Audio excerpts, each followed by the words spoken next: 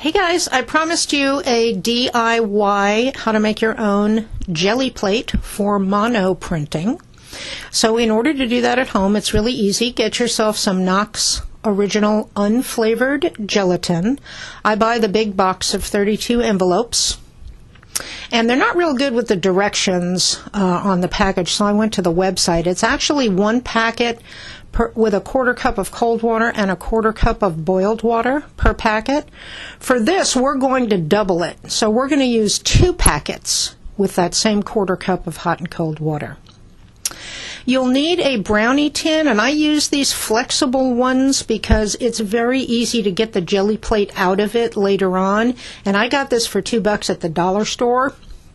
They say you can bake in it, but I don't know. You can use the tin throwaway ones too if you want, either way. But if you use one of these, make sure you put it on a cookie sheet, because once it's full of water, you will not be able to lift it up to get it in the fridge. Also, measure it. Mine holds 4 cups, so I decided to go with 3 cups, which for me would be 12 packets of gelatin. And now I'm just going to start adding my water. It's a cup and a half of cold for my 12 packets. And you put the cold in first, and then you sprinkle all of your gelatin on there, and it tells you to let stand for 1 minute. So we're going to do that. After the minute goes by, you're ready for your hot water, and in my calculations for this pan, it's a cup and a half of boiled water as well. And then you just stir it gently to get that gelatin dissolved. And then here's a trick that I learned from Jen Mason. Hold back one of the envelopes and you can scrape the top to get the bubbles off. You want a nice, clear, clean, smooth surface for printing. Through the magic of television, this was in the fridge for, I don't know, 3 or 4 hours. I think it's 4 hours. And there is my jelly plate. And we are ready to print. You would just put this on some wax paper and get some paint on there. And I've covered this in another video, but I'm gonna show you some of the Valentine paper I did. But I wanted to show you that when you are done with this, you spray it with water to clean it back up a little bit. And then put it right back in your brownie tin and cover it with saran wrap and put it back in the fridge. And this will last for about 3 months.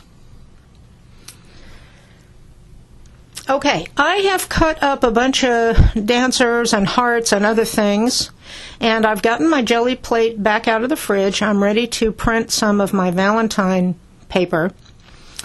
I didn't have the pink I wanted, so I'm going to mix up.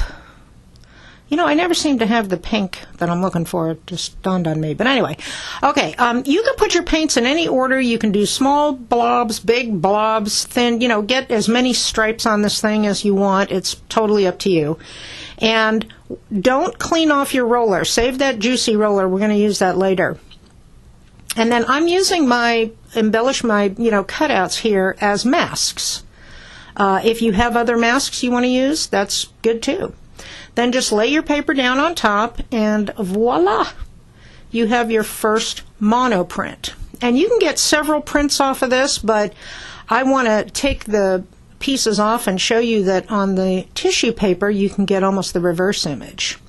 Here's a really cool technique. When your paint is thinned out enough, you can use rubber stamps, and if they're dry, they kind of remove the paint from the plate.